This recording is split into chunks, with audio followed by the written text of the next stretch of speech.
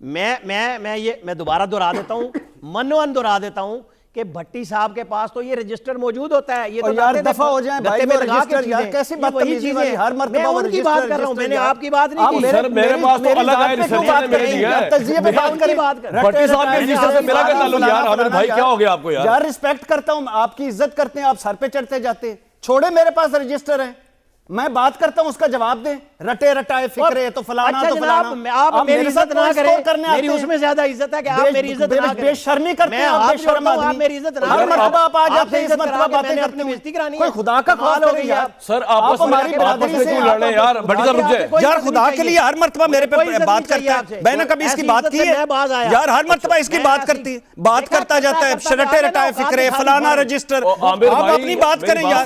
आमिर भाई आप भी भाई हैं, ये भी भाई हैं। ये क्या हो गया यार? एक मिनट रटे रटे छोड़े पर रटे रटाए, आप मेरे लॉजिक जवाब दे उस मेरी बात का। आमिर भाई दो लफ्जों में खुदा का बात, खुदा का खौफ करो। करता पे आगे आप बात होती नहीं है, लॉजिक होता नहीं है, जातियात। अच्छा भट्टी साहब आप चुप कर जाएंगे यार, बदतमीजियां करते हो। अच्छा यार चुप कर जाना यार। यार कैसे चुप करें? आप जैसे ये कैसी बदतमीजी करता है हर दूसरे प्रोग्राम में, इसको शर्म नहीं आती? यार एक मिनट यार खुदा का खौफ करें, ये इसको बात करना नहीं आती। मैंने कभी इसको पर्सनल कभी अटैक किया? हर मर्तबा पहली मर्तबा भी इसने बदतमीजी की और मैंने नहीं किया। आमिर भाई मैं आपसे नहीं कह रहा हूं, आप एक मिनट चुप हो जाओ और ये चुप हो जाए। मैं हसन यूब साहब के पास चला जाऊं प्लीज। लोगों को बिठाते हैं आप। आमिर भाई आप हमारे लिए काबिल एहतराम है, भट्टी साहब भी काबिल एहतराम है, हसन यूब साहब भी काबिल एहतराम है।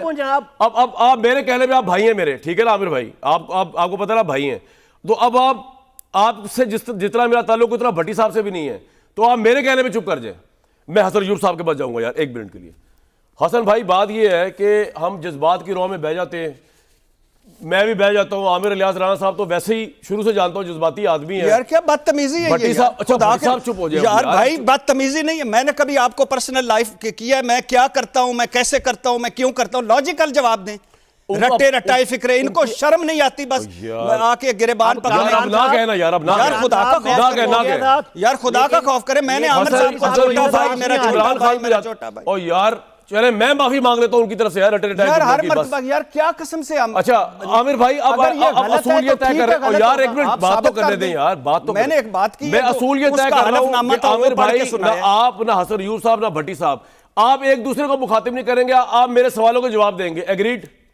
ठीक है जी भट्टी साहब? ठीक है, ठीक है जी आमिर भाई? यस ठीक है जी। अब आपने किसी के ऊपर आपस में नहीं करना यार, आपस में मेरे सवालों को मुझे बुरा भला कहे आप, मेरा सीना हाजिर है, मेरा दिल भी हाजिर है। आप मुझे 3 बार मैं आपको जवाब भी नहीं दूंगा। यस चेयरमैन साहब। सर सर सर सर आप बड़े भाई आमिर भाई।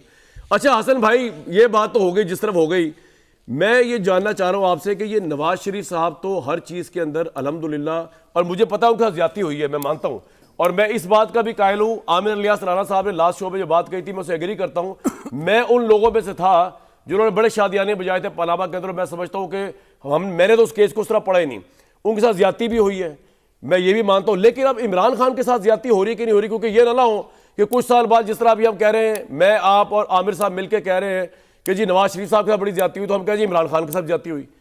हसन साहब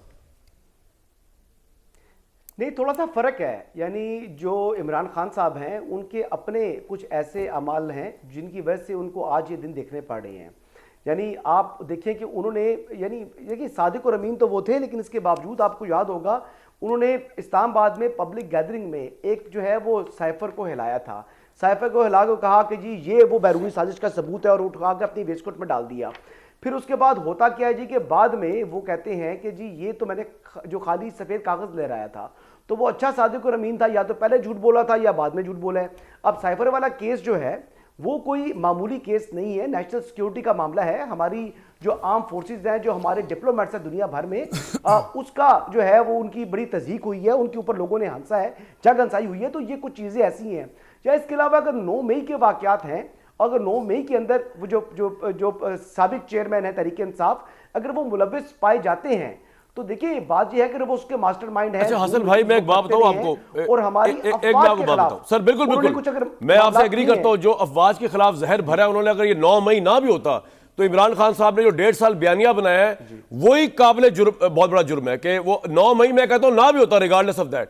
लेकिन मेरा जरा सवाल जो है ना, मैं इन केसेस पे नहीं जा रहा, मैं ये कह रहा हूं असल जुर्म जो है ना, जो मेरे नजदीक, और जो वाकईतन मैं ये तंज़ नहीं कह रहा, आई बिलीव इन इट, कि इमरान खान वो पहली पॉलिटिकल फोर्स है आप मानते हैं भट्टी साहब कि जिसने अवाम को खिलाफ कर दिया फौज के, जी बिल्कुल, और ये बड़ी ज्यादती की उन्होंने, और उनको ये करना नहीं चाहिए था, इक्तदार की खातिर सब कुछ किया, हालांकि इससे पहले एस्टैब्लिशमेंट ने भुट्टो साहब जैसे बंदे को फांसी दी, उन्होंने कुछ नहीं किया उनकी पार्टी ने। देखिए जो सियासी गलतियां कौमी असम्बली से निकलना, सूबाई हुकूमतें तोड़ना, जो इस गलती कि मैंने हमेशा कहा है ना, मेरे 3 सवाल होते हैं इमरान खान साहब से, जो अगली पेशी पे मैं जाऊंगा पूछूंगा भी। मैंने आप जा रहे हैं? हाँ, मैंने पूछना है उनसे, क्योंकि हमारा सलाम कह दीजिएगा इमरान जरूर, साहब। आपको तो वो बड़े मोहब्बत से जी जी, हो सकता है अभी भी शो देख रहे हो हाँ। कि आमिर साहब क्या कर रहे हैं, हसन अयूब साहब क्या कर रहे हैं, भट्टी साहब क्या कर रहे हैं, और मैं क्या कर रहा हाँ, हूँ, वाह, क्योंकि प्रोग्राम तो वो अवेलेबल है वहाँ। अच्छा, मेरे 3 सवाल ये है कि आर्मी चीफ बाप था, आर्मी चीफ पर तनकीद, फौज पर तनकीद थी और ये गद्दारी थी।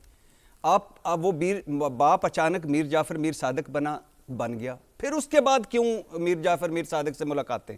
ठीक, अमेरिका के हम गुलाम नहीं रहना चाहते थे, क्यों 3 PR फर्म्स के आप पूछेंगे जाके भी इमरान खान से? हाँ, मैं पूछना चाहता हूँ कि क्यों ये फिर आपने जवाब मेरे प्रोग्राम में आकर देना, सबसे और कहीं नहीं जाना, ये वादा आपका। अच्छा, दूसरी बात जो हम बात कर रहे थे, बात ये कर रहे थे कि आप इतने गॉड फादर और सिसिलियन माफिया इन जमातों के बारे में कहा था सुप्रीम कोर्ट ने जी।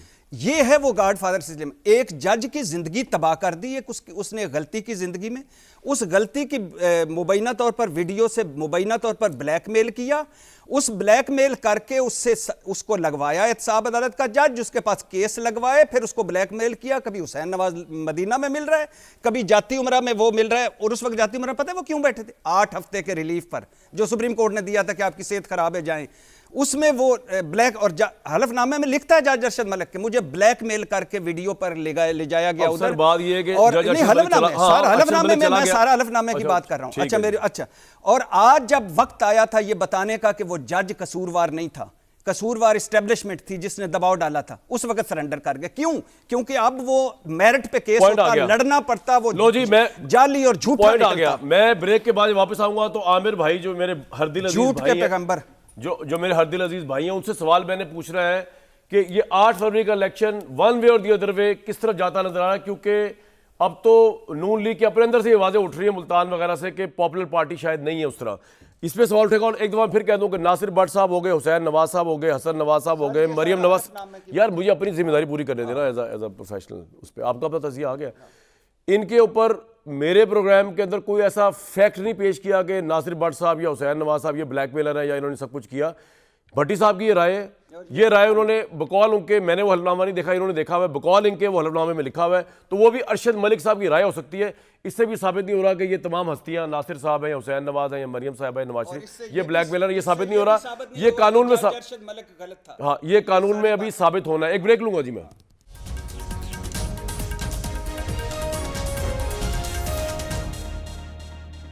बड़े ज़हीन और जहांदीदा सहाफ़ियों के साथ आज की ये नशिस्त चल रही है और उसमें बड़े अहम तरीन सवाल उठाए जा रहे हैं। आमिर इलियास राना जो हमारे भाई हैं, सर सारा कुछ छोड़ छाड़ के मुझे सिर्फ एक बात बताइए कि एक परसेप्शन ये है कि मुस्लिम लीग नून जो है वो अगर फ्री एंड फेयर इलेक्शन हो जाए तो शायद सेकंड या थर्ड नंबर पे आएगी और पीटीआई नंबर 1 पे आएगी। आपके नज़दीक अगर फ्री एंड फेयर इलेक्शन होते हैं तो रिजल्ट कैसा देखते हैं आप? पंजाब का लेट सपोज बता दें पहले, वहाँ से कौमी असेंबली का भी, सूबाई का भी, आपकी असेसमेंट। कामरान भाई, मेरा मसला ये है कि हमारे यहाँ जब लोग गुफ्तगू करते हैं कि जी इमरान खान अंदर हैं, फ्री एंड फेयर इलेक्शन कैसे हो सकते हैं सर, और फिर मैं हमेशा ये कहता हूँ कि जब 2018 में नवाज शरीफ को अंदर करके फ्री एंड फेयर हो सकते हैं तो अब क्यों नहीं हो सकते? जो आपने बात अभी कही कि जिस शख्स ने फ़ौज के ख़िलाफ़ पूरी कौम को खड़ा करने की कोशिश की, नाकाम बगावत की, आप उसके लिए फेयर प्ले कैसे मांग सकते हैं? कि पहले मैं तो कहूँगा उसका केस फाइनल करें, ये बड़ी गलती हो रही है। ठीक, ये जो सारे के सारे, मैं यहाँ पे किसी का नाम नहीं ले रहा कि अपने आप के खामखा अक्लमंद समझते हैं कि हर चीज़ उनके ऊपर होने जा रही है। इशू ये है कि ये जिन लोगों से ये दिमाग साजी और जहन साजी करवाई गई, जो लोग इसमें आलाकार थे, उन सबको लंबा डालना चाहिए। क्यों भाई? जो आज तक यही हरकत कर रहे हैं, मतलब बहुत सारे लोग तौबा ताइब हो गए कि भाई हाँ हमने गलतियां की, लेकिन ये जो रटे रटाए फिक्रे बोलते हैं उनको ये सोचना चाहिए कि वो आज भी वही जुर्म करने के लिए तैयार बैठे हैं। वो मिलें जिससे मर्जी, हमारा भी दिल करेगा हम जिससे मर्जी चाहेंगे मिलेंगे, हम साफी हैं, इस पर कोई पाबंदी नहीं है। आप 8 फरवरी का इलेक्शन कह रहे हैं, मैं आपको 2-3 बातें बता देता हूँ। Sir PTI cut to size हो चुकी है, फर्दर होगी, कोई रियायत नहीं होगी। पंजाब में आईपीपी वो होगी जो एमक्यूएम मैग्नेट की सूरत में सिंध में है अच्छा। और काफली कभी होती थी। अच्छा, ठीक है, Interesting। आपने ये जहन में रखना है। ठीक है, यहां पे कोई धांधली नहीं करने जा रहा। ठीक है, पीपल्स पार्टी जीते, नून लीग जीते, आजाद जीते, इस्तेकाम पार्टी जीते, ठीक। पीपल्स पार्टी पीटीआई पार्लियामेंटेरियन जीते, केपी की बात कर रहा हूं। जी जी जी, कोई कुछ नहीं करने जा रहा। आपने पहली मेरी बात सुन ली जी सर। इसके बाद इनमें से जो भी जीतता है वो हर एक के लिए काबिल कबूल होगा। इलेक्शन फेयर एंड फ्री इस तरह से होगा जिस तरह 2018 में पॉइंट आ गया करवाया सर। गया। हसन अयूब साहब, ये जो लेवल प्लेइंग फील्ड के सर नाम बिल्कुल पे पॉइंट आ गया। चलें, हसन, ठीक बिल्कुल है। सर, आपका बिल्कुल पॉइंट आ गया जी ठीक है। और आमिर भाई मेरी तरफ से माजरत, थोड़ा अगर वो हो गया मेरी तरफ से, आपको पता है मैं बहुत रिस्पेक्ट करता हूँ और भट्टी साहब को भी माजरत नहीं, कर रहा हूँ कि आप- प्रोग्राम में मेरा अगर आपसे इनके साथ कोई कुछ गिला हो नहीं गया। है। नहीं, आप मेरे भाई हैं और भट्टी साहब भाई हैं, हसन अयूब साहब भी भाई, मैं कहता हूँ आपस एक में। मिनट, हाँ जी जी जी आपने एक मिनट, अब आपने चूंकि फिर छेड़ दी बात, मैं आपको बताऊं। जी, मैं तो आपने मुझे माजरत कहा, मैं की खामोश आपसे। हो जी, गया। जी। जो साहब आपके नहीं जो आपके नहीं पिछले उसमें कि आपने नहीं बोलना, मैं चुप हो गया, और दूसरे साहब को मौका मिला, उन्होंने समझा मैदान अकेला टक टक टक नहीं, शुरू हो गया, यार, मैं फिर भी छोड़ चुप रहा। मैंने यही कहा कि आपने मुझे खामोश कराया। ठीक ठीक ठीक, बस अच्छा, इतनी अच्छा। बात कर रहा हूं। थैंक यू आमिर भाई। अच्छा हसन अयूब साहब, सर इलेक्शन का रिजल्ट फ्री एंड फेयर अगर होते हैं? सर इलेक्शन में मैं आपको मेरी जो एनालिसिस है और जो असेसमेंट है इसमें और कुछ इन्फॉर्मेशन भी है। वफाक और पंजाब तो दूर की बात है, केपी में भी उनको हुकूमत नहीं बना पाएगी तहरीक इंसाफ। नहीं बने और केपी उसकी में भी? वजूहत ये है कि अगर वो 40% वकला को, बिल्कुल सवाल ही पैदा नहीं होता, अगर वो 40% अपने वकला को या 100% भी वकला को वो दे देते हैं, टिकट दे देते हैं, तो उनका बल्ले का निशान तो यकीनी तौर पर के ऊपर बैलेट के ऊपर होगा और तहरीक इंसाफ के पास ही होगा। लेकिन इसके बावजूद वकला जो है ना वो केस लड़ते हैं, उनको इलेक्शन लड़ने का आर्ट नहीं आता। इलेक्शन जो है इटसेल्फ सर, लेकिन इमरान खान की पॉपुलैरिटी बहुत ज्यादा नहीं होगी कि वो कैंपेन लड़ने की जरूरत ही नहीं होगी, उनके लोगों को परसेप्शन ये भी तो है कि नहीं? देखिए वो लाडले हैं ना जी, वो आज भी लाडले हैं। आपको मालूम है कि देखिए लाडलापन वो किस तरह है। वो जेल के अंदर भी उनको वो सहूलियात मुयस्सर हैं जो जुल्फकार अली भुट्टो को भी जेल में नहीं मिली थी, बेनजीर भुट्टो साहब को भी नहीं मिली थी, नवाज शरीफ साहब को भी नहीं मिली, मरीम नवाज साहब को भी नहीं मिली। देखिए आज भी उनको वर्जिश की मशीन। अच्छा, अब मैं आपको बड़ी इंटरेस्टिंग बात बताने लगा हूं। चांस देख सकते हैं। हसन भाई पॉइंट आ गया आज भी आपका। वो अपने बच्चों से ओवरसीज बात करते हैं। बिल्कुल देखिए ठीक। आज भी वो ओवरसीज अपने बच्चों से बात करते हैं, जबकि नवाज शरीफ जब अपनी एहलिया को छोड़कर आए थे बिस्तरे मर्ग पर थी, मिन्नतें करते रहे वो सुप्रीटेंडेंट जेल की कि मेरी बात करा दो, तो बात नहीं हो सकी। बिल्कुल लेकिन सर, इमरान ठीक। खान साहब की आज भी अपने बच्चों से पॉइंट हो ओवरसीज गया। बात होती है पॉइंट आ गया। अदालत के हुक्म के ऊपर। पॉइंट आ गया। मुझे अभी भट्टी साहब ब्रेक में बता रहे थे कि डिटेल नहीं बताइए, आप बता रहे थे कि आपकी मुलाकात हुई जज अरशद मलिक से उनकी डेथ से पहले। जी, जी। आपने कहा डिटेल आप बताएंगे, क्या थी वो, कहाँ हुई मुलाकात, कब हुई? इस्लामाबाद क्लब में मैं एक्सरसाइज करने एक दिन गया तो कितने साल पुरानी बात है ये? मैं इसका मुझे ये कोई उनके मरने से कोई महीना पहले। अच्छा। और वो पहली मेरी मुलाकात थी और वो साथ जज अरशद मलिक से? अच्छा। दोस्त ने मुझे ने कहा कि आप इनको जानते हैं, मैंने कहा साथ बैठे हुए थे और वो भी यानी दोस्त गवाह आपका क्या मुलाकात हाँ, हुई? डेथ हुई थी उस- ना उनकी। ठीक। अच्छा सुना नहीं वाकया। जी जी सुना। अच्छा तो वो उसने कहा कि ये अरशद मलिक जज अरशद मलिक है। अच्छा मैंने कहा, मैं मिला, मैंने उससे पूछा, एक मुलाकात हुई। अगले दिन दोबारा मैंने उसको, वो आता था स्विमिंग करने और कोई एक्सरसाइज नहीं करता था, साइड पे चुप करके बैठा रहता। अरशद मलिक। अरशद मलिक। एक दिन मैंने आकर उससे पूछा, मैंने कहा क्यों ये क्यों? उसने कहा कि इन लोगों ने, सियासी जमात के उसने नाम लिया, उसने कहा इन लोगों ने मेरी ज़िंदगी तबाह कर दी, मुझे बुराई का सिंबल बना दिया, मुझ पे मेरी बेटियां हैं, मेरी फैमिली है, मेरा सब कुछ है, मैंने ज़िंदगी में एक गलती की थी, उस गलती को ब्लैकमेल मुझे उस गलती से करके इन्होंने मुझे कहीं का नहीं छोड़ा और आज मेरा कोई फ़ोन नहीं उठाता। फैमिली में? हाँ, मुझे 2 मरतबा हार्ट अटैक हो चुके हैं। और फिर उसके बाद उन्होंने मुझे कहा कि कोई ऐसा, अच्छा तीसरे चौथे पाँचवें दिन मैंने उन्हें कहा कि आप किसी से मिलें, बुज़ुर्ग से किसी से मिलें, कोई भी रूहानी बुज़ुर्ग या कोई भी जिससे कोई, तो उन्होंने कहा कि आप किसी से मुझे मिला दें, मुझे कोई तस्बीह ले दें। मैंने कहा दरूद पढ़ा करें आप, अल्लाह आपको वो क्या कहते हैं, उनकी जिंदगी किसने तबाह की? ये सियासी जमात के बारे में, नून लीग के बारे में कह रहे थे। सारा आप छोड़ दीजिए, क्या क्या उसने जो बातें बताई, अब वो जिंदा होता तो मैं अब आज वो सारी खोल के कहता और उसको कहता कि आज कि पीपल्स पार्टी के बारे में कह रहे थे कि तरीके साहब के बारे में। छोड़ दे सारे। और ये मुझे दुख इस बात का है कि इन्होंने एक झूठा बयानिया बनाया, 2 नंबर बयानिया बनाया, एक एडिटिंग कट पट करके प्रेस कॉन्फ्रेंस की। उसके बाद जब साबित करने का वक्त आया कि ये इमरान खान इलेक्शन जीतेगा या हारेगा, उसके बाद साबित करने का बाद आया कि नवाज शरीफ साहब को एस्टेब्लिशमेंट ने सजा दिया, उस वक्त ये इमरान खान इलेक्शन जीतेगा या हारेगा बुरी तरह? इमरान खान तो इलेक्शन में है ही नहीं।